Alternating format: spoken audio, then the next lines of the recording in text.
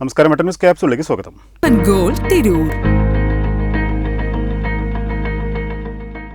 UDF തെരഞ്ഞെടുപ്പ് committee office ഉദ്ഘാടന ചടങ്ങിൽ പങ്കെടുത്തത് MLA കുറുക്കോളി മൊയ്തീൻ ക്ഷണിച്ചതുകൊണ്ടാണെന്ന് ഒരു വിഭാഗം കോൺഗ്രസ് പ്രവർത്തകർ.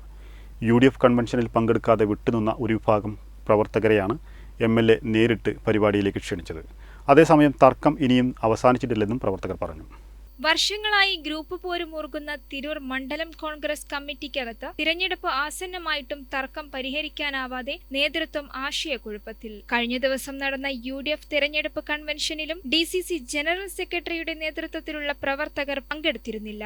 ഈ അവസരം LDF മുതലെടുക്കുമെന്ന് കണ്ടപ്പോഴാണ് MLA കുറുക്കോളി മൊയ്തീൻ നേരിട്ട് വിട്ടുനിന്ന പ്രവർത്തകരെ വിളിച്ച് തിരഞ്ഞെടുപ്പ് കമ്മിറ്റി ഓഫീസ് ഉദ്ഘാടന ചടങ്ങിൽ പങ്കെടുക്കണമെന്ന് അഭ്യർത്ഥിച്ചത്. ക്ഷണം സ്വീകരിച്ച് പ്രവർത്തകർ പങ്കെടുത്തെങ്കിലും തർക്കം ഇനിയും അവസാനിച്ചിട്ടില്ലെന്നും തിരഞ്ഞെടുപ്പിന് മുമ്പ് നേതൃത്വം ഇടപെട്ട് പ്രശ്നങ്ങൾ പരിഹരിച്ചില്ലെങ്കിൽ വലിയ രീതിയിലുള്ള പ്രതിഷേധങ്ങൾ ഉണ്ടാവുമെന്ന് പ്രവർത്തകർ വെട്ടം ന്യൂസിനോട് പറഞ്ഞു. വെട്ടം ന്യൂസ്, തിരൂർ.